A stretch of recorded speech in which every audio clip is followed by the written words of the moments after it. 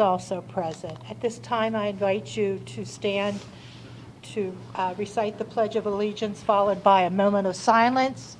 Vice President Stauffer will be leading us this evening. I pledge allegiance to the flag of the United States of America and to the republic for which it stands, one nation, under God, indivisible, with liberty and justice for all.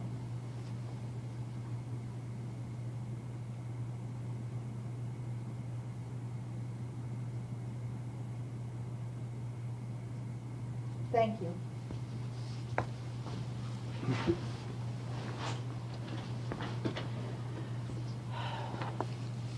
At this time, we'll have approval of this evening's agenda. Is there a motion, please?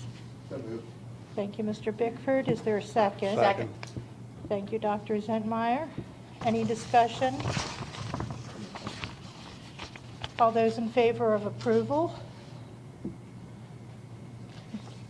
Thank you. We have 6 affirmative votes. Student member concurs. We have an approved agenda. We'll move to approval of the minutes.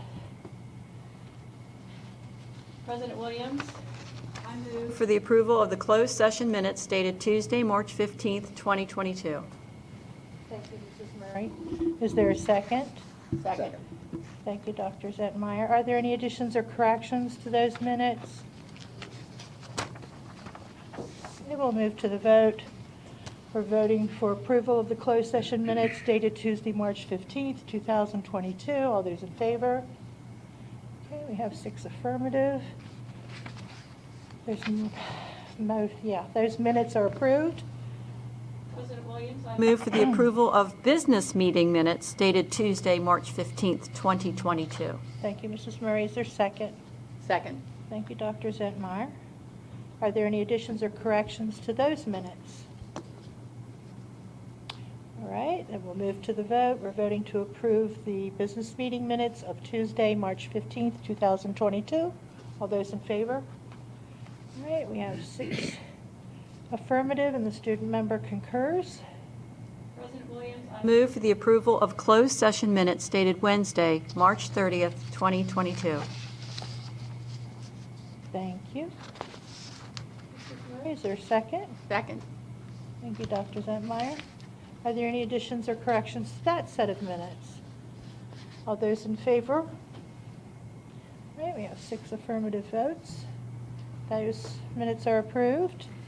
President Williams, I move for the approval of business meeting minutes dated Wednesday, March 30th, 2022. Thank you, Mrs. Murray. Is there a second? Thank you, Dr. Zentmeyer. Any additions or corrections to those minutes? All right, we're voting for approval of the business meeting minutes dated Tuesday, March 30th, 2022. All those in favor? All right, we have 6 affirmative and the student member concurs. All right, we'll move to public comment. We have several individuals who have signed up in advance. Before I call the first person, I would like to read from Policy KD regarding procedures for our business meeting. Each person wishing to address the Board of Education is encouraged, but not required, to sign up prior to the meeting and may address any topic concerning Washington County Public Schools, except personnel or matters which clearly identify an individual or individuals. Each speaker may speak for up to 5 minutes. Mr. Bickford is our timekeeper. Mr. Bickford, would you like to explain your process? When you have about 30 seconds left, I'll hold up the yellow, and then when I hold up the stop sign, it obviously means to wrap it up. The first person I have on the list is Mr. James Haney. Mr. Haney, would you like to come forward? Good evening.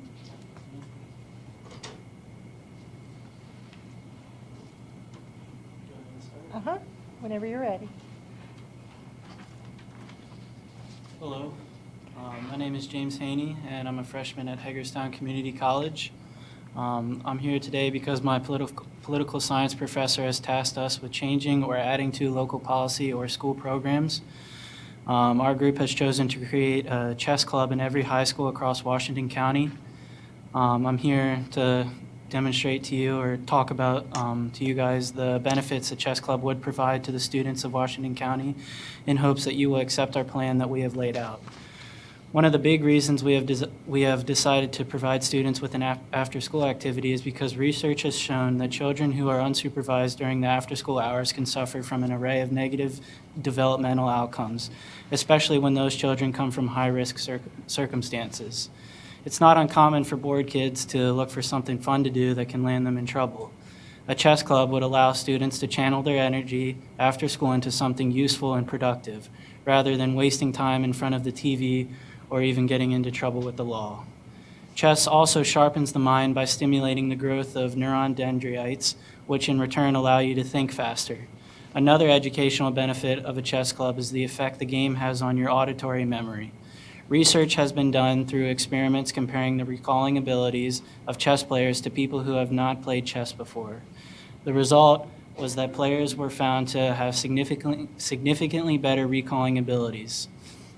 Another 2-year study performed in 1985 showed that students who played chess regularly not only improved their grades in school, but teachers also noticed the students had superior memory and organizational skills compared to the students that did not play chess.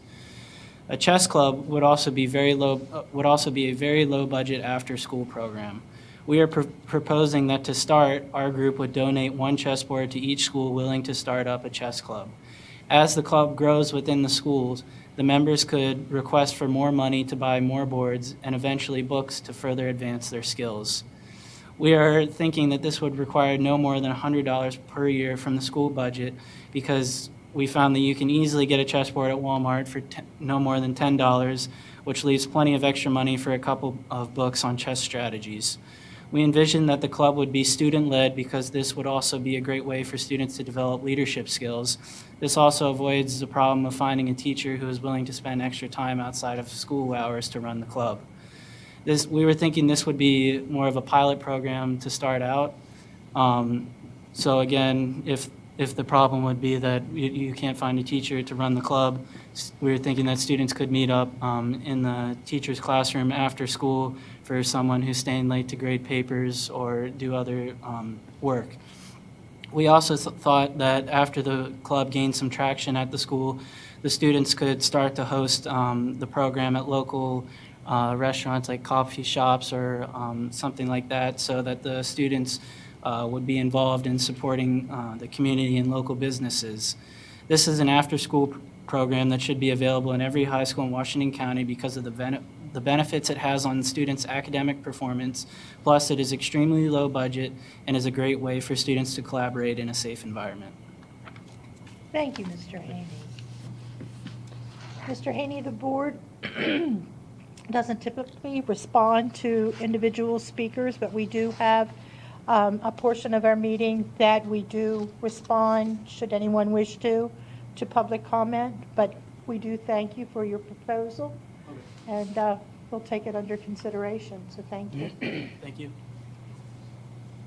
Mr. Eric Yeckley?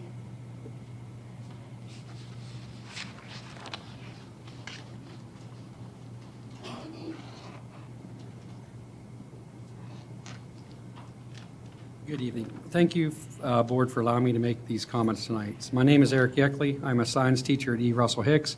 I'm also on the Board of Directors and the negotiation team for WCTA. The last couple of years has been incredibly difficult for everyone with the COVID situation, from the ESP staff all the way up to Dr. Michaels.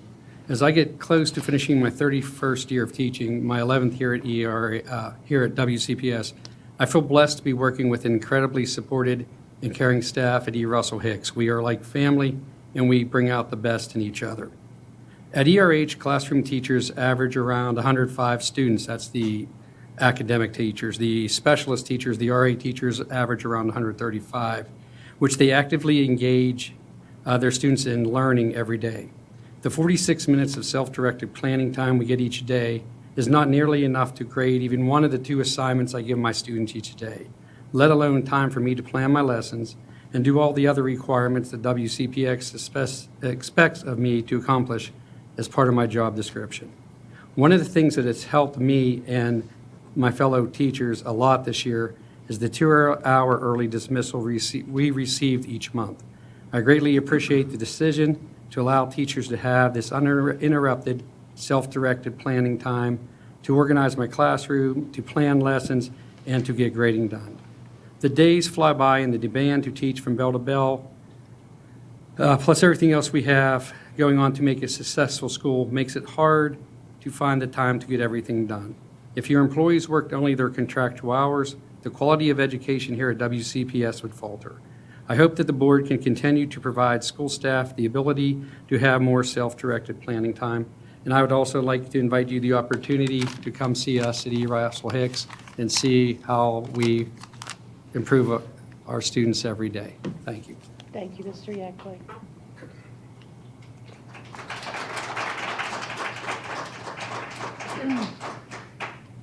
Mr. Tim Snyder?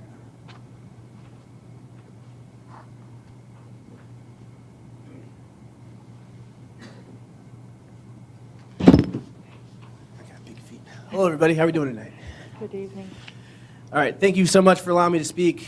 I watch these frequently on Facebook, and I promise you, I come with good intentions, and everything is positive tonight.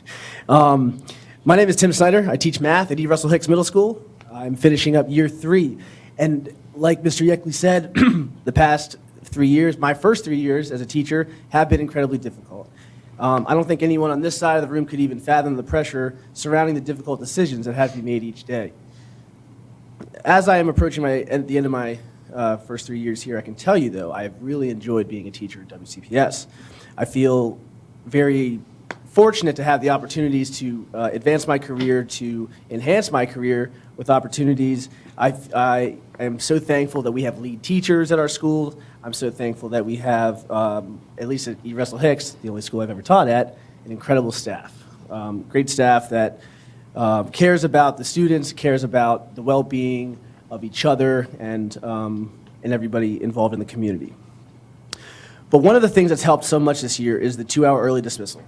That has been awesome, especially at E. Russell Hicks, where I provide a food truck to come to our school and take care of our staff, while also we crank out as much work as we possibly can do. It's no surprise that if anybody were to work their contracted hours, that nothing more would get done. So I do ask the board, though, if there is possible ways to continue in the future to find ways for teachers to get the planning time necessary that they need, whether it's more things like that or anything else that could possibly be done. But I would also like to invite anybody on this board to come visit E. Russell Hicks. I think it's a great school. I would like for you guys to see how we are problem solvers, how we are trying to enhance the lives of the kids that we teach each day. Thank you so much for your time. Thank you, Mr. Snyder. Do you have an extra pen? My pen just ran out of ink. Do you have an extra pen? My pen just ran out of ink. Thank you. You just want to click my pen tonight, that's what you I don't want you to click your pen, it's more like it. Is there anyone else who would like to speak? Yes, ma'am.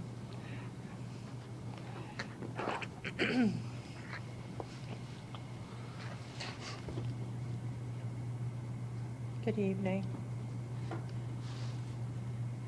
Hello, good evening. My name is Paula Bright. I'm a secondary science teacher at the new Able School. And I simply wanted to have the opportunity to tell you that at Able, I have been fortunate and blessed enough to teach the most diverse set of students I have ever experienced in my 14 years at WCPS. These students are not only diverse geographically from around the county, they are diverse culturally, racially, economically, socioeconomically, and it is one of the most beautiful visions seeing that group of my students in the different grades. I have 6th grade through some high school science classes, and every class is very broad, very diverse. And because of that, I just wanted to express my thanks to you in support of establishing a brand new school in a well-established county school system. I really appreciate your support for doing that for us, and thank you. That was it. Thank you very much, Ms. Bright.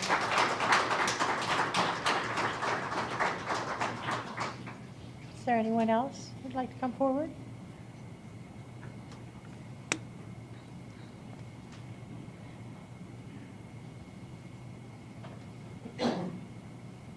Good evening. Hello, my name is William Kessler. The trajectory of public education in America, and right here in Washington County, is equal parts sad and infuriating. As with anything controlled or influenced by the liberal left, it is a race to the bottom. Every decision on policy, curriculum, and budgeting must be more woke and further left than the last one. Otherwise, you will be labeled racist, homophobic, xenophobic, or whatever else the phrase of the day is. It is time for you to put your foot down and say enough is enough. We are not going to give up one more inch of our students' innocence. I think every member of this board, including the superintendent and the student member, would agree that bullying is wrong. Yet you allow yourselves to be bullied by the teachers' unions, the State Department of Education, and federal standards.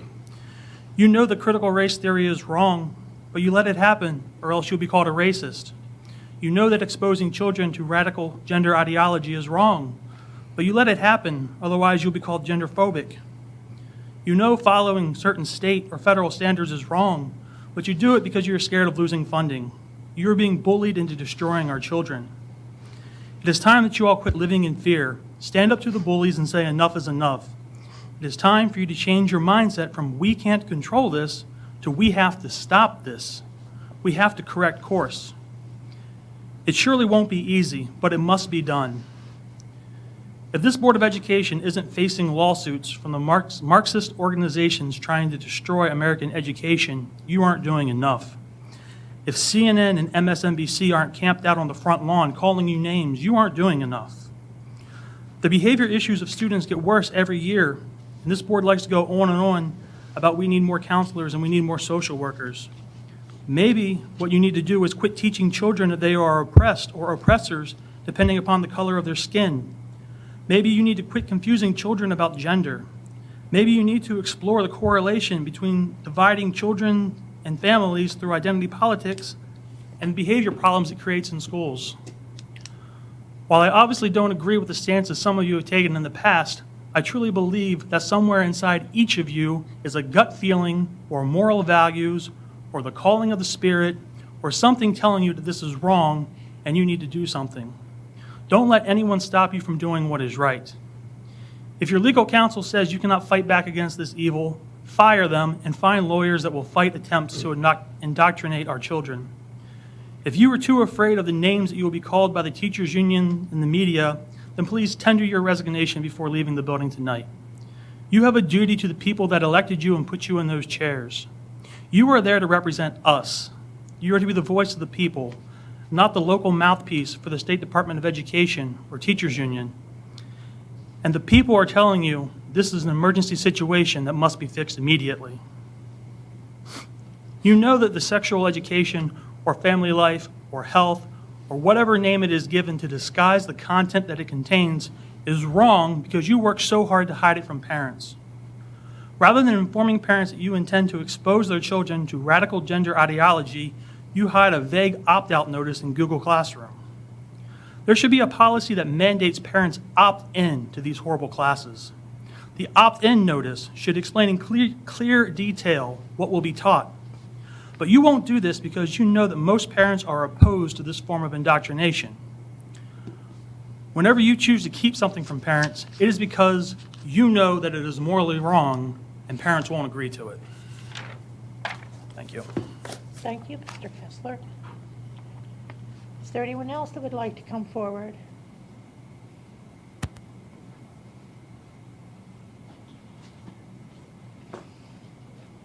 Good evening, Mr. Becker.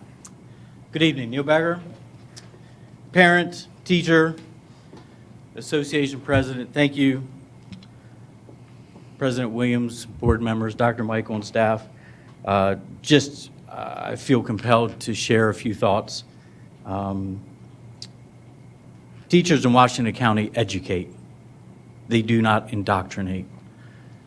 And I applaud every teacher in Washington County Public Schools for encouraging students to expand their horizons, to think differently, to prepare for careers, to prepare for the military, to prepare for college. Our educators are dedicated to the success of the students and the families they serve in this community. They do not indoctrinate, they educate.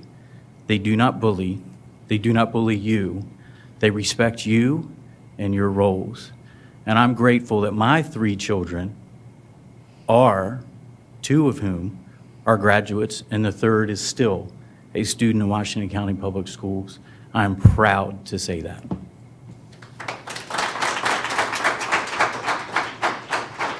Thank you, Mr. Becker. Is there someone over here who wanted to? Yes, ma'am. Good evening. I wasn't planning on speaking, but my name's Holly Fairley. I am a preschool teacher out at Clear Spring Elementary. Can you speak up a little bit? Pardon? You can't hear me? Into the mic. There you go. Very few people say that. My name's Holly Fairley. I'm a preschool teacher at Clear Spring Elementary. I've been there for 13 years. I've taught everything from pre-K to second, up and down several times. I love, by the way, Dr. Michael, thank you for all the support we have in pre-K. It's awesome. And one great thing is the class size, that pre-K is limited. Our kindergarten is way over capacity for one teacher, and 27, 28 5-year-olds with many needs is too many. All I'm asking is, please, class size is very important, especially at the lower levels. And we're seeing more and more needs for these children. And we need the support. Last year, I had crazy behaviors that went well beyond my capabilities. Lots of times I was asking for help.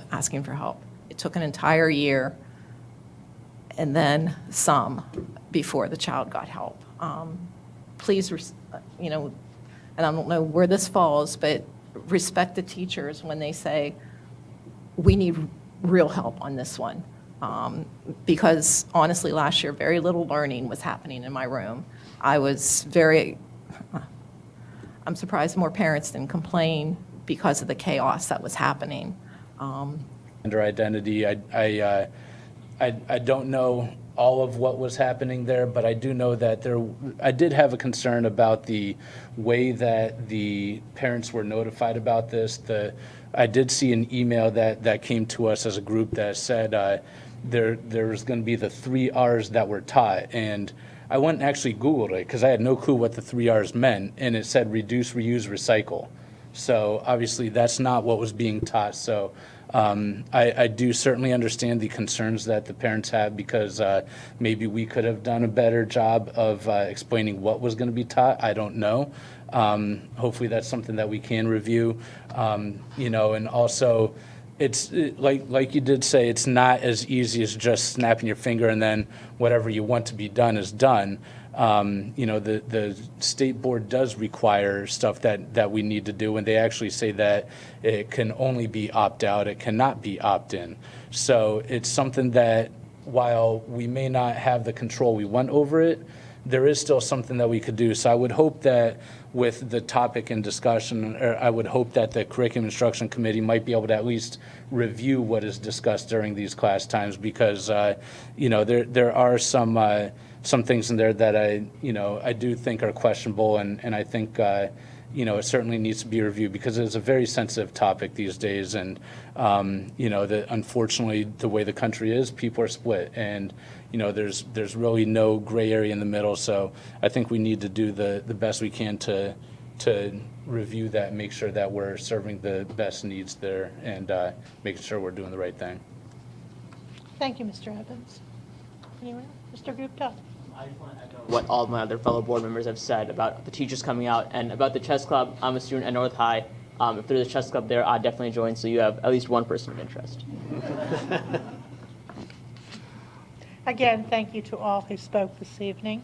We appreciate hearing your views. All right, we'll move to old business. Our first action item is the second reading of proposed changes to policy BG, which is policy setting. We have Chief Legal Counsel Ram with us.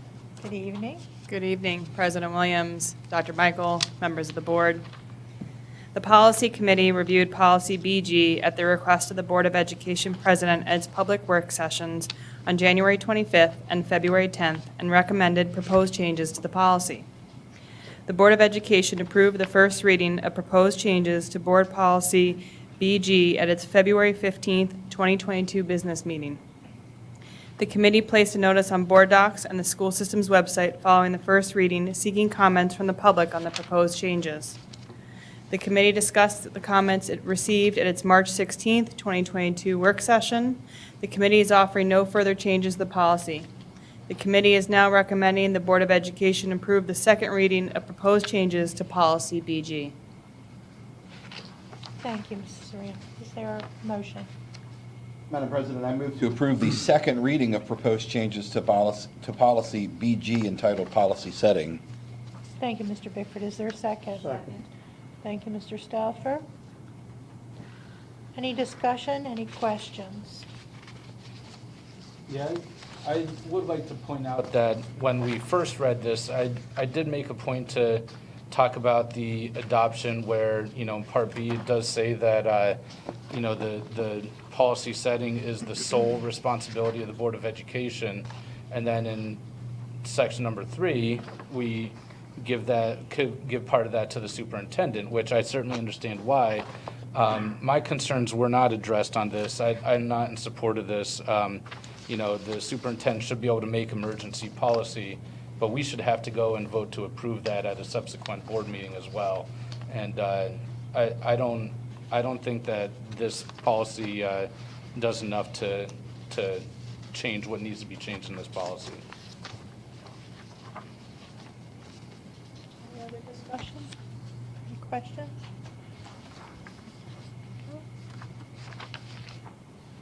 All right, then we'll move to the vote. All those in favor of approving the second reading of proposed changes to policy BG, please raise your hand.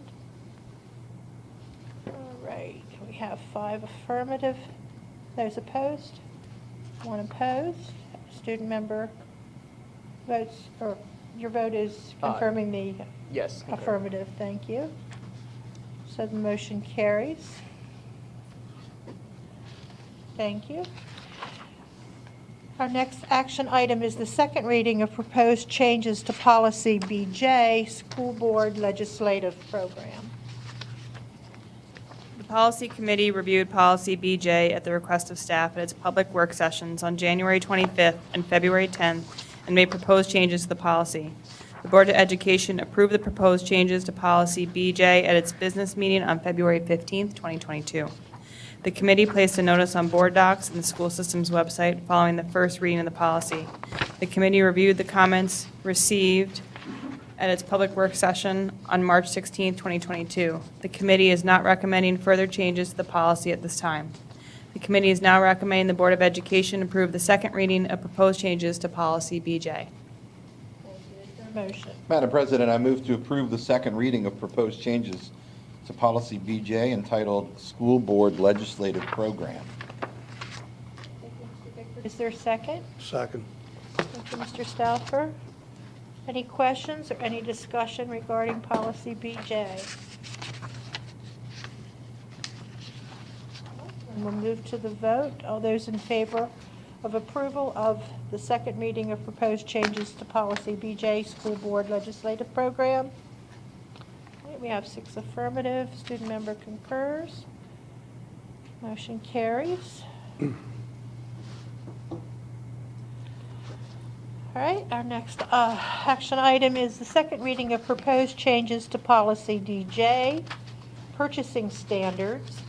And the second reading of proposed Exhibit DJ-E1, Summary of Procurement Requirements and Procedures, and Exhibit DJ-E2, Minority and Business Enterprise Procedures for State-Funded Public School Construction Projects. The Policy Committee reviewed Policy DJ and Exhibits DJE1 and DJE2 at its public work session on February 10, 2022, at the request of staff, and made proposed changes to them. The Board of Education approved the first reading of the proposed changes at its business meeting on February 15, 2022. The committee placed a public notice on board docs and the school system's website following the first reading, seeking comments on the proposed changes and the adoption of the exhibits. The committee did not receive any comments and is now recommending the Board of Education approve the second reading of proposed changes to Policy DJ and the adoption of Exhibits DJE1 and DJE2. Thank you, Mrs. Ram. Is there a motion? Madam President, I move to approve the second reading of proposed changes to Policy DJ entitled Purchasing Standards and the second reading of proposed Exhibit DJE1 entitled Summary of Procurement Requirements and Procedures and Exhibit DJE2 entitled Minority Business Enterprise Procedures for State-Funded Public School Construction Projects. Mr. Bickford, is there a second? Second. Thank you, Mr. Stauffer. Any questions or any discussion? And again, this policy just reflects already existing state law and regulations, pretty much, right? It's correct, and updated to reflect changes in the law as well as to conform to existing practices. Any other questions or comments? Any discussion? We'll move to the vote. We're voting to approve the second reading of proposed changes to Policy DJ, Purchasing Standards, and the two exhibits that accompany Policy DJ. All those in favor? All right, we have 6 affirmative votes, and the student member concurs. Next, we have the second reading to rescind Policy DJG, Professional Services Contracts, and Exhibits DJG-E1, Professional Services Contracts, and DJ-E2, Professional Services Contracts Definitions. The Policy Committee reviewed Policy DJG and Exhibits DJGE1 and DJGE2 at its public work session on February 10, 2022, at the request of staff, and it proposed the rescission of the policy and exhibits. The Board of Education approved the first reading of the proposal to rescind the policy and exhibits at its business meeting on February 15, 2022. The committee posted a notice on board docs and the school system's website following the first reading, seeking comments on the proposal to rescind the policy and exhibits. No comments were received. The committee is now recommending that the Board of Education approve the second reading to rescind Policy DJG and the accompanying exhibits DJGE1 and DJGE2. Thank you, Mrs. Ram. Is there a motion? Madam President, I move to approve the second reading to rescind Policy DJG entitled Professional Services Contracts, Exhibit DJG-E1 entitled Professional Services Contracts, and Exhibit DJG-E2 entitled Professional Services Contracts Definitions. Thank you, Mr. Bickford. Is there a second? Second. Thank you, Mr. Stauffer. Any questions, any discussion?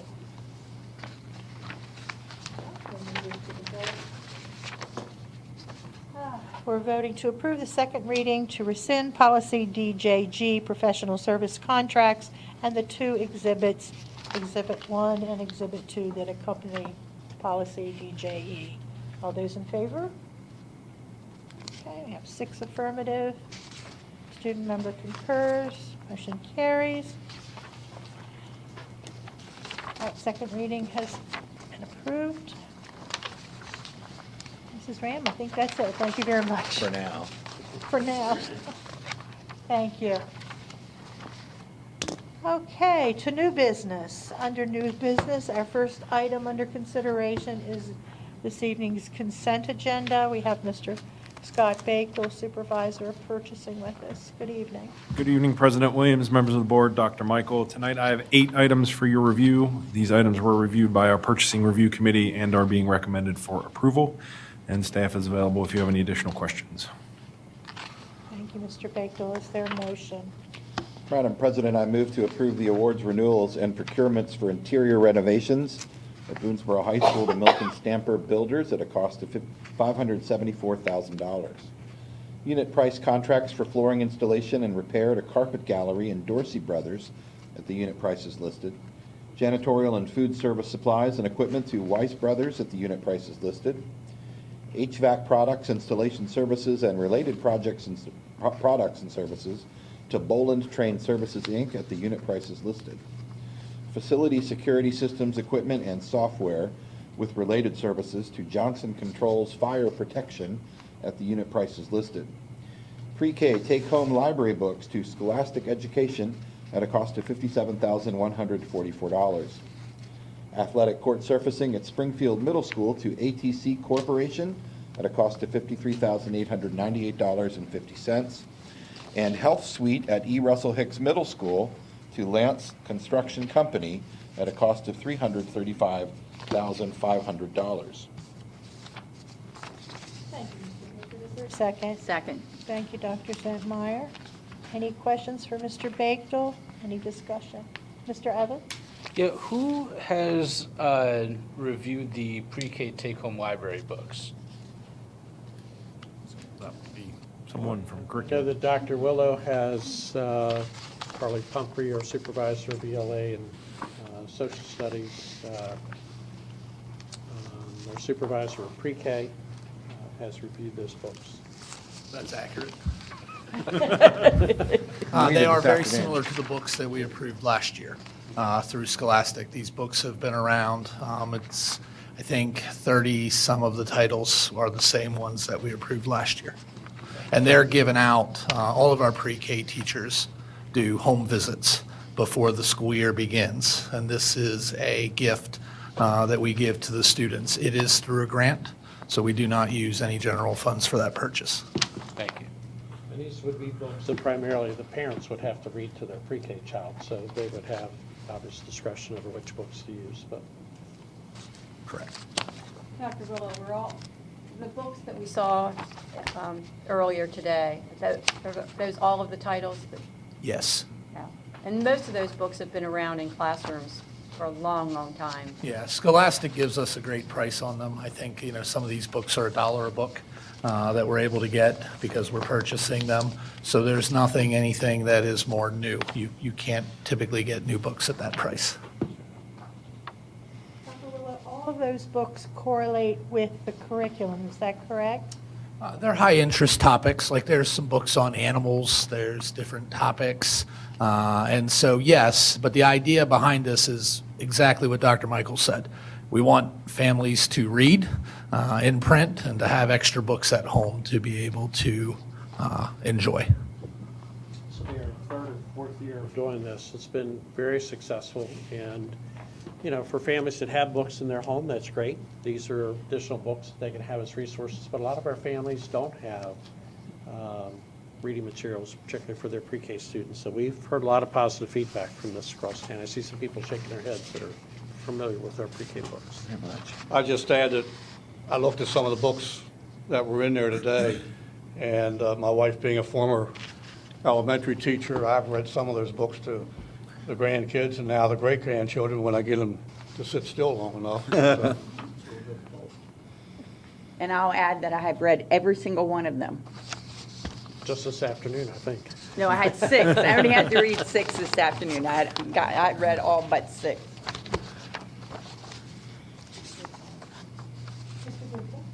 Yes, I had a question about the 7th thing.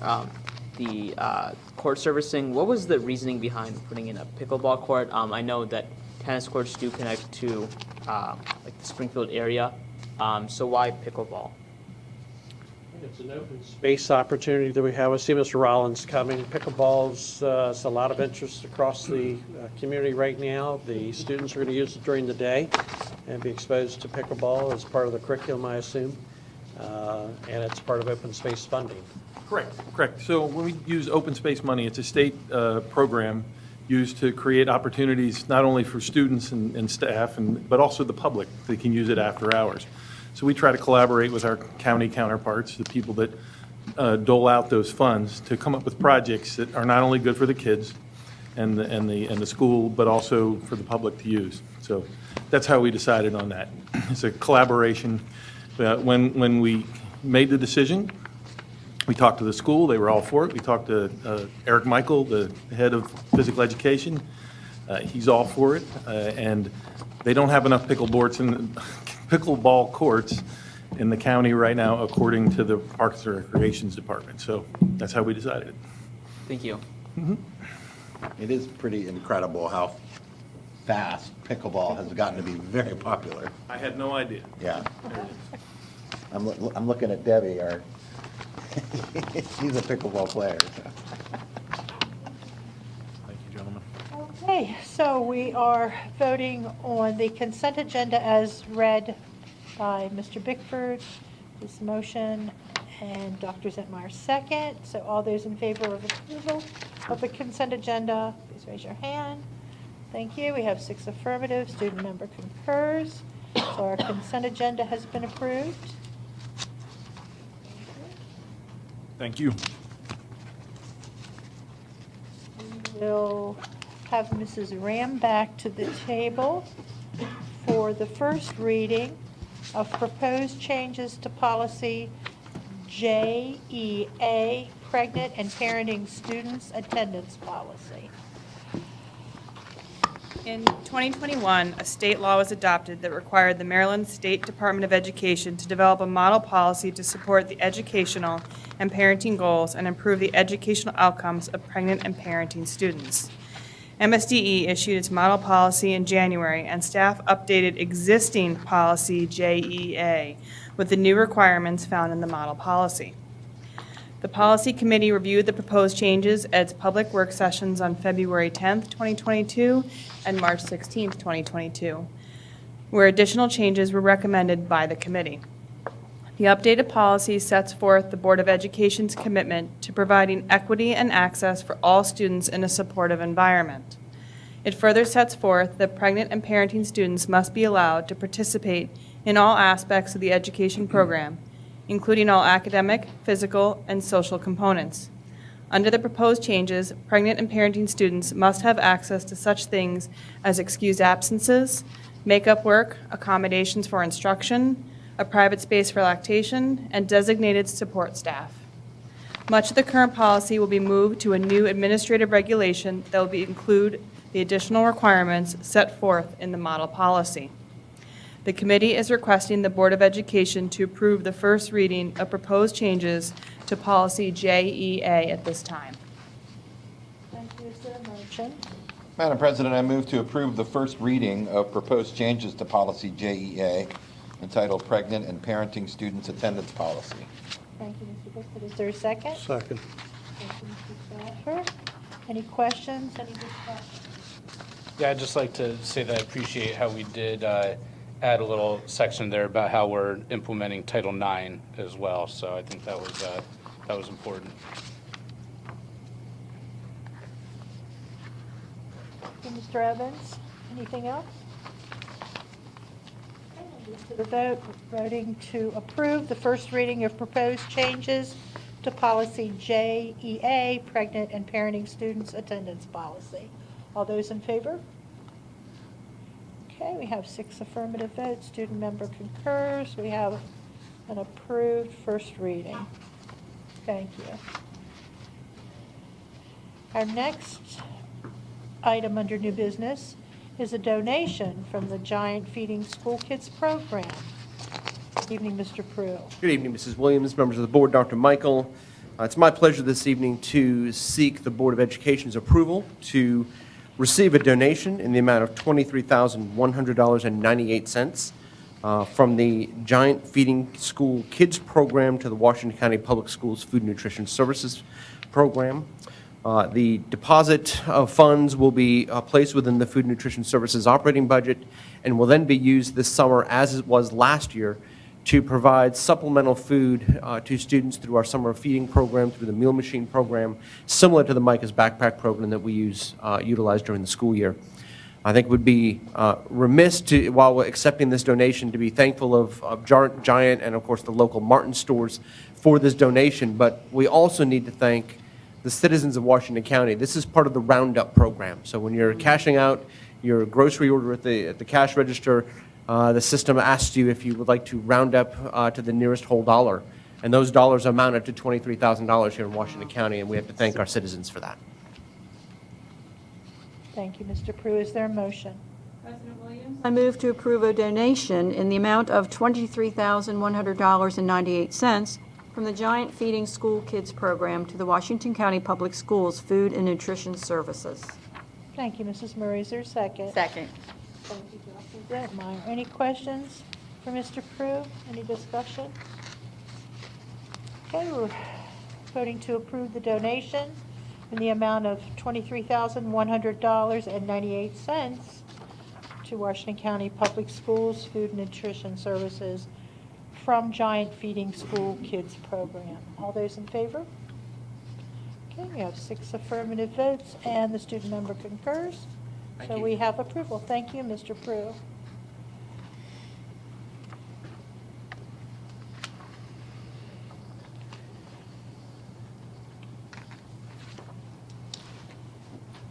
Okay, next on the agenda under new business is the approval of the Washington County Board of Education's establishment of an ad hoc committee on superintendent compensation. So,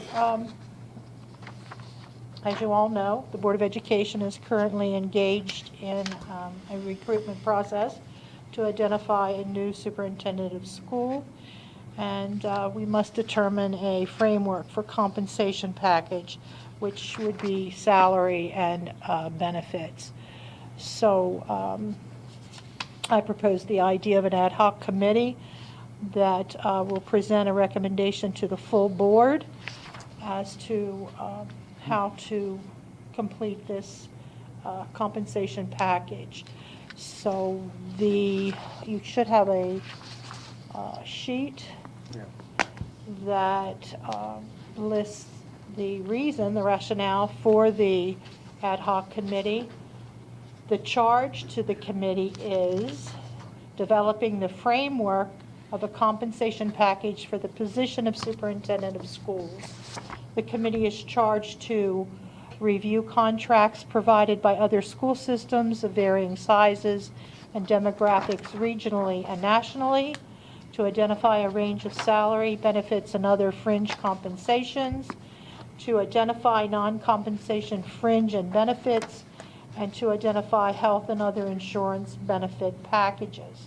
The committee may also offer recommendations on other negotiable items, such as residency requirements, retirement benefits, and/or termination clause. The committee will not be negotiating the contract between the successful candidate and the board. The committee will be making recommendations to the full board. So 3 members of the Board of Education will be serving on this committee. Mr. Prue, the school system's chief operating officer, will serve as an ex officio member of the committee as staff liaison. Other staff members may be asked to present information on current benefits to the committee. So at this time, I'm asking for your approval of the establishment of this committee, this ad hoc committee. And Mrs. Linda Murray, Dr. April Zentmeyer, and Vice President Stan Stauffer will serve as members with Dr. Zentmeyer chairing. Is there a motion? So moved. Do I need to read it? Yes, Okay. please. I move for the approval of the Washington County Board of Education's establishment of the Ad hoc Committee on Superintendent Compensation and the charge outlining the scope of work. I move for the approval of Linda Murray, Stan Stauffer, and Dr. April Zentmeyer as members of the Ad hoc Committee on Superintendent Compensation, with Dr. Zentmeyer serving as the chair. Thank you. I didn't mention that the committee will be presenting their recommendations by April 19th, 2022. So Dr. Zentmeyer, you may want to make note of that, that date. Thank you. We are on the fast track for completing this work, so thank you. Any questions, any discussion? You need a second. Oh, I'm sorry, a second. Thank you, Mrs. Murray. Thank you for keeping me straight. Now, any questions or any discussion? Well, I just want to say, Dr. Michael, I told you last week, there's fine print in your contract, and one of the places says you can't retire or resign until you're 66, and you don't meet that standard, so. I'm getting close, closer. How do you feel? Okay, so we're voting on Mr. Bickford's motion, Mrs. Murray's second, to approve the establishment of the ad hoc committee. The charge of the committee outlines the scope and the members of the committee, as well as the chair. All those in favor? Okay, we have 6 affirmative, and the student member concurs. Thank you. And Dr. Zentmeyer and committee, you may begin immediately. That's good. You have, If we're going to be finished. you have much work to be done. All right, we'll move to the superintendent's report at this time. Dr. Michael. Thank you, Mrs. Williams, board members. We have a number of recognitions tonight. I'm going to start with asking Dr. Ann Anders to come forward. She's our supervisor of library media. April 3rd through the 9th is School Library Week, and I'm going to ask her to recognize her school libraries as well as her school library media specialists. Good evening, President Williams, Vice President Stauffer, Dr. Michael, and members of the board. School libraries provide a space where everyone belongs. Throughout the month of April, we celebrate our library media specialists who bring their knowledge, expertise, and experience to the heart and soul of the school community. Our library media specialists support teaching and learning each and every day. They are literacy and technology experts and information gurus. They collaborate with teachers to teach information and digital literacy skills. Our school library media specialists build a community and inspire generations of students to think, create, share, and grow. This evening, I thank you for recognizing the extended efforts and unwavering dedication of our library media specialists in creating a sense of belonging for all students in Washington County Public Schools. Okay, thank you.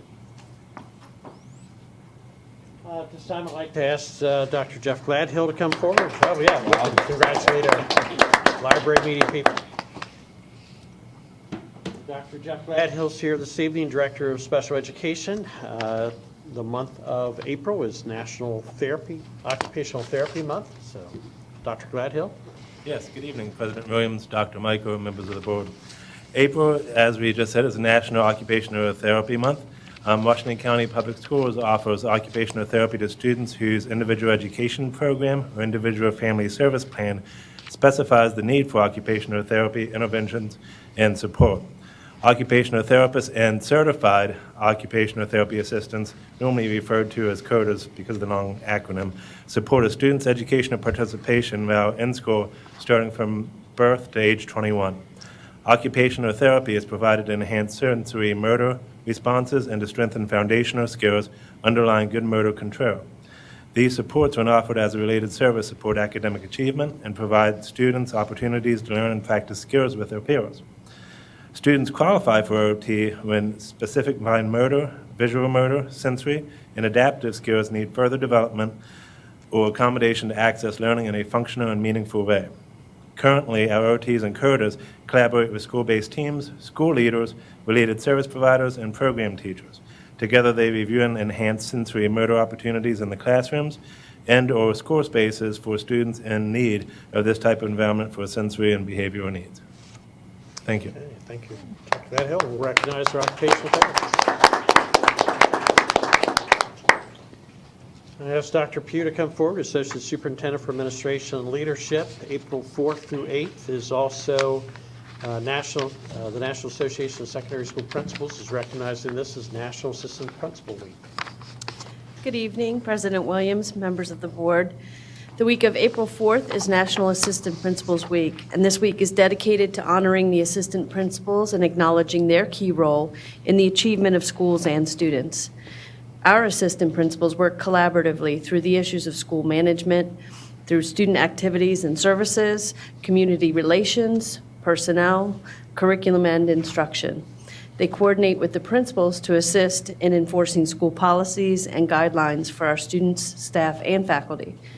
Assistant principals work directly with the teachers, students, and parents to help identify and remove barriers to learning and promote achievement. Our students need consistent adults in their lives, and there hasn't been a more important time than right now to make sure that our students have access to caring, nurturing, and empathetic assistant principals. The APs are on the front lines of the trauma and drama that walks through the front doors of every school every day. APs serve as first responders and recipients to how each day unfolds. The behavior, attitude, and heart of our assistant principals help shape the safe, positive, and supportive climate and culture in our schools. And we would just like to say thank you. We do appreciate our assistant principals and all our people who have been recognized so far, and they don't often get a round of applause, so let's give our assistant principals a round. Dr. Pugh's got to remain with us. Tomorrow is Paraprofessional Appreciation Day, another group that's very vital to the support of our students and success of our students. So Wednesday, April 6th is Paraprofessional Appreciation Day, which is a national day when we celebrate our paraprofessionals and highlight the contributions to their students and to the schools. As we emerge from the COVID-19 pandemic, the work done by paraprofessionals is more important than ever before. Paraprofessionals are essential members of the team of educators, and they do critically important work every single day, helping students of all abilities to learn, grow, and succeed. Paraprofessionals perform a variety of teacher-related jobs, and they assist teachers in the classrooms. They may work with students on supplemental enrichment activities, either in small groups or one-on-one. Paraprofessionals often work with students with special education needs and a wide variety of abilities. Our schools would not function without them, and our paraprofessionals are going above and beyond to positively impact students.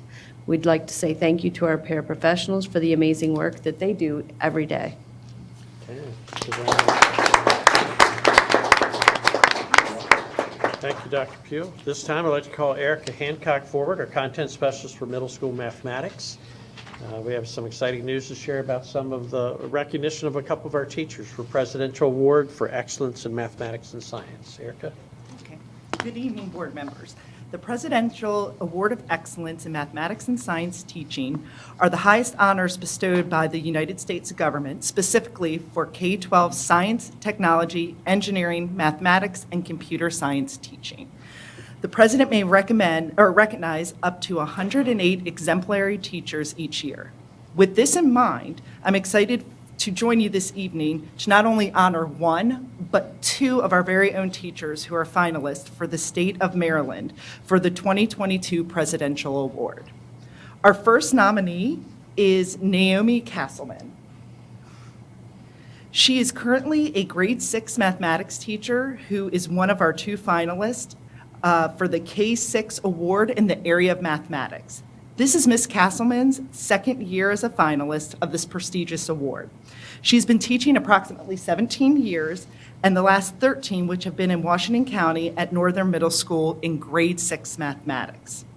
Throughout her teaching career with WCPS, Ms. Castleman has held a variety of different teacher leadership positions, including math co-department leader, magnet teacher for the middle years program, math counts coach, among other roles. I want to say congratulations to Miss Naomi Castleman. I would also like to honor Miss Andrea Minicozy. She is also another grade 6 mathematics teacher. Miss Minicozy has been teaching for 13 years, the last 3 which have been in Washington County Public Schools at Springfield Middle School in grade 6 mathematics. Throughout her teaching career with WCPS, Ms. Minicozy has held a variety of different teacher leadership positions, including magnet teacher and math count coordinating coach. I want to wish her also congratulations. Congratulations to both of these outstanding teachers. Well, we celebrate a variety of staff at this point. We're going to celebrate some of our students. Eric Michael's going to come forward, Supervisor of Health, Athletics, and Physical Education. While we didn't have any teams that were that won this winter for athletics, we did have quite a few individual athletes that were very successful. So, Mr. Michael, if you'd share our success, please. Yes, good evening. As Dr. Michael has said, we did have a very successful winter season. We had 3 basketball teams win region championships. We had 2 track teams win region championships, and then we had 2 of our track teams finish second in the state as a team. But we did have several individuals that were state champions this year, and we're here tonight to recognize those. I think first we're going to start with wrestling. In the 1A, 2A classification, we had 3 athletes from Williamsport High School. Zach Starr was the 113-pound weight class champion. Darby Bryant was the 170-pound weight class champion. And Max Larkin was the 285-pound champion. And then moving over to 3A, 4A classification, Thomas Munn was a 152-pound champion from North Hagerstown. All the 4 of those guys between them, there's only 2 losses this year, so very successful. And then indoor track, we had several champions this year. Start off with 1A girls. We had from Boonesboro High School, Carolyn Matthews, 3,200-meter run. Carolyn is a multi-champion in various sports. She was cross-country before as well. And then also from Boonesboro High School, their 4x800-meter relay team was champions this year for 1A. Members of that relay team are Cameron Rao, Carolyn Matthews, Ava Selby, and Michaela Carney.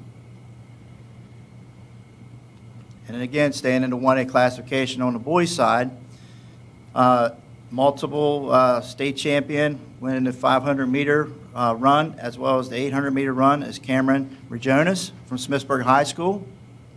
And also from Smithsburg High School, winner of the 3,200-meter run is Sean Milligan. And then for the high jump champion this year from Clear Spring High School is Tyler Joseph Hands. And then moving up to the 3A this year, we had several boys win from South Hagerstown High School. Winning an individual in the 55-meter dash this year was Cole Schlotterbeck. And then South Hagerstown also had a relay team. The 4x400-meter relay team was 3A champions this year. Members of that team are Caleb Dillo, Jacob Stoner, Lorenzo DeCastro, and again, Cole Schlotterbeck. Congratulate all those athletes on a fine winter season.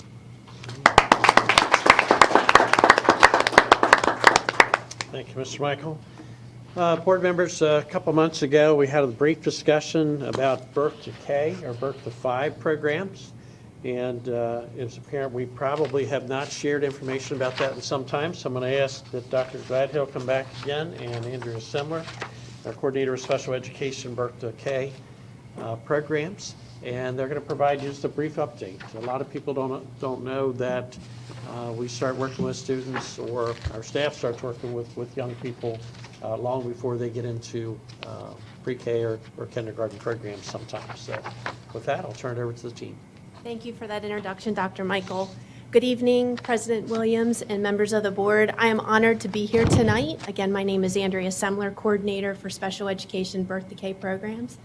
And I would like to share a video. I think this does a great job of highlighting our program, something to look at, and then we'll follow up with a couple slides.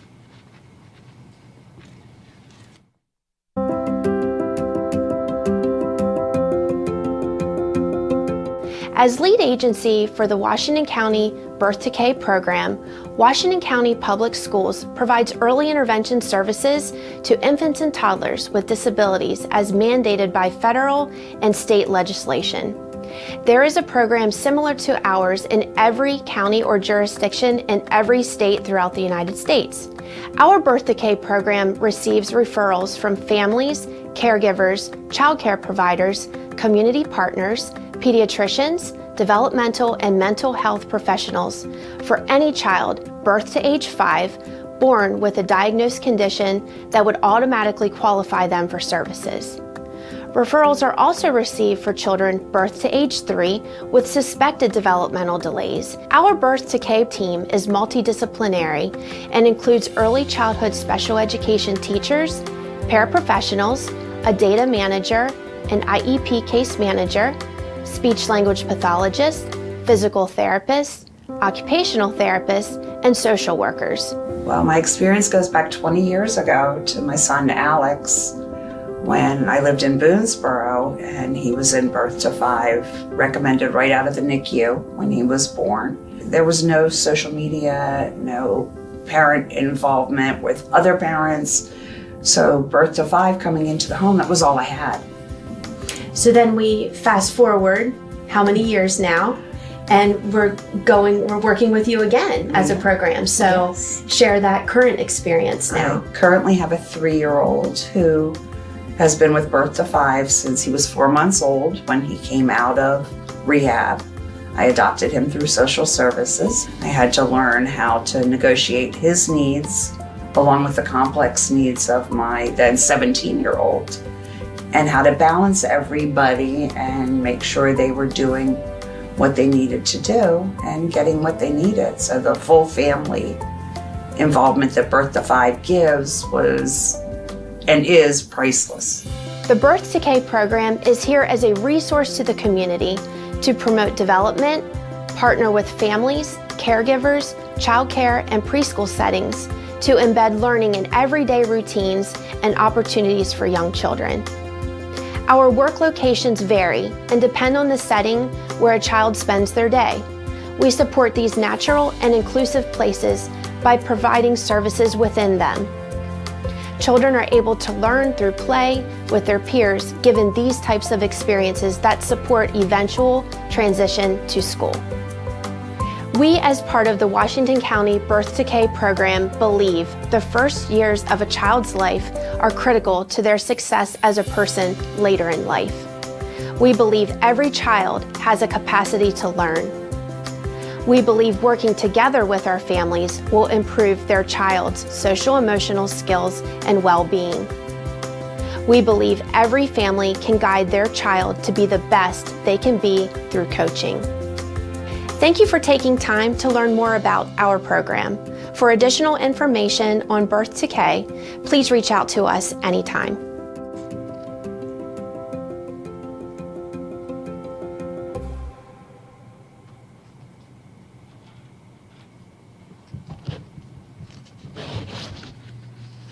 So just a couple slides, just to recap the video. Most of this first slide was captured in that video, but we are absolutely here for the community. So we are under the umbrella of special education for those children who qualify for services, but we are absolutely also here for families who do not qualify.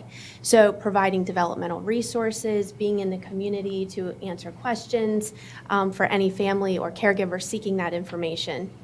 For the families that do qualify, again, you saw in the video, we have that multidisciplinary team, and really it's the family and caregiver's priority with what services we are providing based on the goals we develop. So in everything we do, we're always enhancing and recognizing social emotional needs. It's no different, for our infants and toddlers. We start very early on with embedding those social experiences for children, while also doing pre-readiness skills, promoting those as well. We support children in natural and inclusive settings, again, highlighted in the video. That was at the Discovery Station, downtown Hagerstown. We also go to many, many libraries, regional and downtown. The Family Center was also highlighted in the video. They are all community partners, and we couldn't do our work if we weren't for our partners who allow us into their programs. And then also, of course, we're partnering with school-based teams, and I think that is a huge benefit for being in the school system, because we are learning about children very early on and hoping that we keep that connection until children do enter school and we have that background knowledge to really promote that transition for children. Our goals, we have many in Birth to K. Our work, it goes on, and we are learning from one another and from our families every day. So we are always looking for opportunities to expand in the community focused always on that social emotional development along with every other area of development, motor, cognitive skills, communication, language. We are also really goal setting this year, especially with some grant funds that we received, to look more at formative assessment, to build a curriculum, birth to age 3, that again will align with pre-K curriculum when children enter school. So I am very excited about that work. For the first time, I've really gotten to partner with math and the English department to really look at goals that for a 3-year-old and younger, we can start now in the homes and in the settings to embed that work. And then, again, I've already said this, but that whole student transition process. So my staff, we sometimes can be with families up to 5 years, depending on how long, we have with the children. If they're referred at birth, we could be with them through pre-K going into kindergarten. So, of course, we want that transition to be very strong with passing children off to the schools. And our families then, feeling that support from the school system. I think it's important to note, too, that during COVID, and as soon as we were able, we were doing, First K was doing play groups at City Park, other places throughout the community, a lot of porch visits. They were really getting out in the community to try to really help families that were struggling at the time as much as they were able to. Thank you very much. I don't know if there's any questions. We just want to give a little highlight to our Birth to K program. I just want to say that I have firsthand experience with the program with a family member, and you do such great work. We really do. And I know you come to the homes, but what happens once the child goes to pre-K? So once they go to pre-K, if they're still eligible for services, we would transition to an IEP at that point, and then the school-based team would take over for therapies, for the special instruction, any of the related services they might have on their plan. And then that lasts through kindergarten, correct? Mm-hmm. Okay. Yep, or however long a child would need services, yes. Thank you. Yep, thank you. Thank you for what you do. Thank you. Thank you very much. Thank you. Just a couple announcements at this point. Our Family Life Advisory Committee, the board's Family Life Advisory Committee needs to be kind of brought back together. I think we only have 2 existing members, so if people are interested in being part of the Family Life Advisory Committee, you can go to our website, the Washington County Board of Education website, Washington County Public Schools website, look under School Board, click there, and then click on Committees, and then you'll be able to see the Family Life Advisory Committee come up. There's an application you can fill out. We'll collect those applications over the next couple of weeks and bring those to the board for consideration for selection of our advisory committee. The health curriculum, particularly in high school, but also some in middle school, has changed from the state level. We just received some new information, some final resources yesterday. And that would be the work of this committee to look at those resources, make the recommendations, and advise the board. Eric Michael will be part of that, as well as some other staff members. The last thing that I'd like to say, I've had the opportunity the last couple of weeks since our last board meeting, other than last Wednesday, to spend a lot of time in schools. I spent schools yesterday, schools today. Just need to continue to thank our teams for working so hard, our teachers that are working so hard, administrators, ESP staff. We're kind of 3/4 the way through the year. It's one of those years that we just cannot let up. I know people have worked. I know they're tired, but we are trying all we can to get back to normal and into a really strong summer school program and be fully back to normal for next school year. So I really want to thank all of our staff members for their work. We're seeing attendance slowly starting to come back up. Many student behaviors get back to normal. Unfortunately, not all student behaviors are back to normal. And we continue to need to have parents support with their children, have them attend school regularly, support your school and what they're trying to not only teach your child, but with your child's behavior as well. The other opportunity I've had now, we've started spring sports. I generally take a couple evenings a week and try to get around and see our students at play, and also participate in some other fine arts activities as well. I saw many of our athletes. I saw all of those students participate. Maybe not all the track students run, but I was at their events and saw other events. May have seen them. All the wrestlers I remember seeing them several times, but very excited to see softball, baseball, lacrosse, track, unified track, tennis, whatever I'm leaving out at this point, to see the students back in action. And it's, looks very normal from that standpoint. Students are excited, and parents are excited. So thank everybody for their work on all that. That's all I have for tonight, Ms. Williams. Thank you. Thank you, Dr. Michael. This time we'll do personnel action. We have Dr. Pugh here. Good evening again. Hello. As discussed earlier in closed session today, there are a number of staff changes for your consideration, and at this time, I ask for your approval of personnel actions. Thank you, Dr. Pugh. Is there a motion? President Williams, I move to approve the personnel actions dated Tuesday, April 5th, 2022, as presented in closed session. Thank you, Mrs. Murray. Is there a second? Thank you, Dr. Zedmeyer. Any questions? All right, then we'll move to the vote. We're voting to approve the personnel actions discussed earlier in closed session, dated Tuesday, April 5th. All those in favor? All right, we have 6 affirmative, and so the motion carries, and we have personnel actions approved. Thank you. Thank you. Okay, reports to the board. We'll have board member committee reports. Dr. Zentmeyer, would you like to begin down there with curriculum and instruction? Santiana said, those that forget history are doomed to repeat it. C and I reviewed our new AP World book starting next year.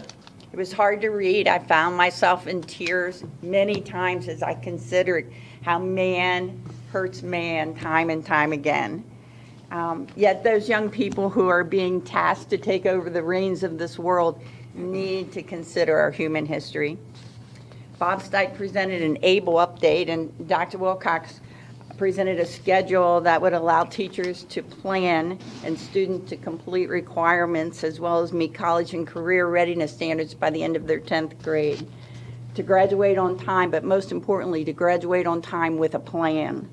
Dr. Willow presented updates on COMAR and Title II, and our next meeting is here April 11th at 1 p.m. Thank you.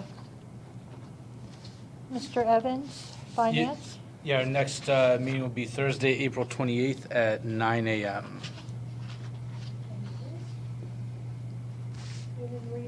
Mrs. Murray? Yes, our next meeting is here Tuesday, April 12th at 10 a.m. Thank you. Policy Review and Development Committee, Mr. Bickford? Our next meeting is here on April 12th at 2 p.m. Thank you.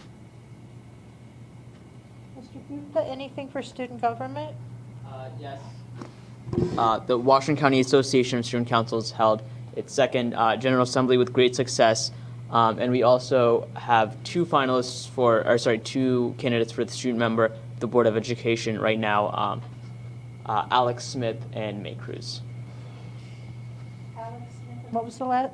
May Cruz, M-A-E. Thank you. That does it for committee reports. Under miscellaneous business, we have future agenda items. You should have a list of 15 future agenda items. I won't read them all. They're listed beginning from April 19th and run through June 7th. If you have any suggestions for future agenda items, please let a member of the Agenda Planning Committee know, and we'll get it placed on an agenda. I'd like to remind all of the board retreat and closed session that's happening on Saturday, April 23rd. Also, under miscellaneous business, I would like to mention that, as mentioned earlier, the board is conducting a nationwide search for a superintendent of schools for a successor, Dr. Michael. And an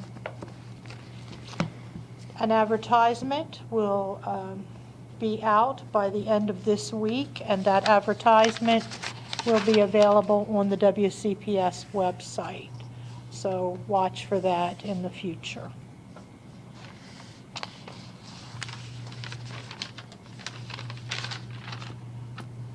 We're down to board member comments. Would you like to begin down there again? I will.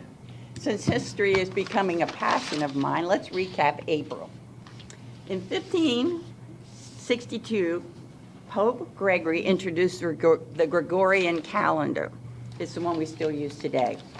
And those poor folks who did not get the memo that New Year's was changed from April 1st to January 1st were April Fools, and they were made fun of and tricks and taunts played on them. April 2nd, I entered a new decade of life. And as we celebrate Dr. Martin Luther King's birthday, yesterday was the assassination, the 54th anniversary of his assassination. Let's not forget his words. Darkness cannot drive out dark. Only light can do that. Hate cannot drive out hate. Only light can do that. And today, in 1614, Pocahontas married colonist John Rolfe. Busy April. Mr. Evans? I will, I'll leave it at that tonight. All right. Mr. Stauffer? Nothing. Mr. Bickford? Nothing for me. Mrs. Murray? Yes, I want to say thank you to our media teachers who operate our school libraries. The library is a special place for me. I get lost in libraries all the time. I just love books. I have a pile next to my bed, ready to read at any minute. Thank you to the occupational therapists. I've worked with some of them when I was at Salem Avenue. They're great people, and they do such a service for our students.